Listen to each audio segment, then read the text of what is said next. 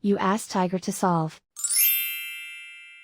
This deals with linear equations with one unknown. The final result is x equals 5. Let's solve it step by step. Group all constants on the right side of the equation. Subtract 10 from both sides.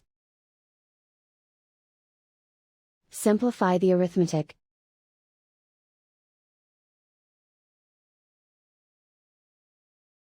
Isolate the x.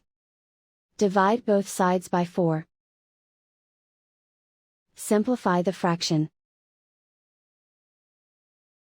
Find the greatest common factor of the numerator and denominator. Factor out and cancel the greatest common factor. And so the final result is x equals 5.